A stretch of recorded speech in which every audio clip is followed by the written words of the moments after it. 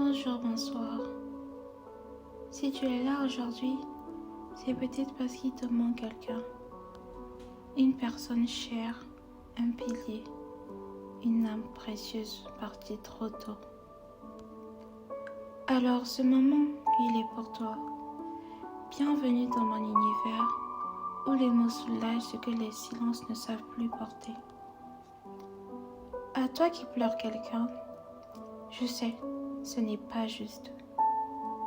Cette personne n'aurait pas dû partir si tôt. Elle n'aurait pas dû te laisser avec toutes ces questions, ce vide, ce silence froid au creux du cœur. Tu ne sais même plus comment en parler, parce que parfois, les gens ne comprennent pas ce que ça fait de perdre une présence qui faisait tenir debout.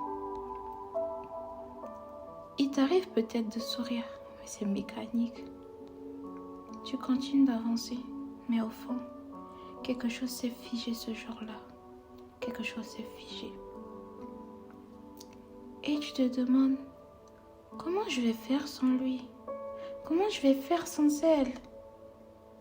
Comment je vais continuer alors que tout me rappelle son absence? Mais écoute-moi bien. Écoute-moi bien. Ce que tu as vécu avec cette personne, rien ni personne ne peut l'effacer. L'amour vrai ne meurt pas. Il change de forme. Il devient mémoire, il devient force, il devient prière, il devient lumière dans l'ombre. Il y a un verset biblique qui dit dans Psaume chapitre 34, verset 18. L'Éternel est proche de ceux qui ont le cœur brisé et il sauve ceux dont l'esprit est écrasé. Dieu ne t'a pas abandonné, il est là, juste là, même si tu ne le vois pas. Même si tu cries sans bruit, il entend. À toi qui pleures, n'oublie pas ceci. Tu es encore là. Tu vis. Et ta vie a du sens. Ce que tu fais maintenant, tu peux le faire en son honneur. Tu peux grandir avec sa voix en toi, avec ses mots, ses conseils ou même son silence bienveillant. Tu n'as pas besoin d'oublier pour avancer. Tu peux avancer avec cette absence, doucement à ton rythme. Personne ne peut te dire comment faire ton deuil, mais souviens-toi, la douleur que tu ressens prouve l'amour que tu as donné. Et ça, c'est beau. Ça fait mal, mais c'est beau. Tu ne guériras peut-être pas tout de suite, mais tu apprendras à respirer autrement. Tu apprendras à vivre avec ce vide sans qu'il t'engloutisse. Ne laisse pas cette perte te détruire. Laisse-la te rendre plus humain, plus vrai, plus vivant. Et quand tu n'en peux plus, parle à Dieu, parle-lui, comme tu parlerais à la personne que tu as perdue.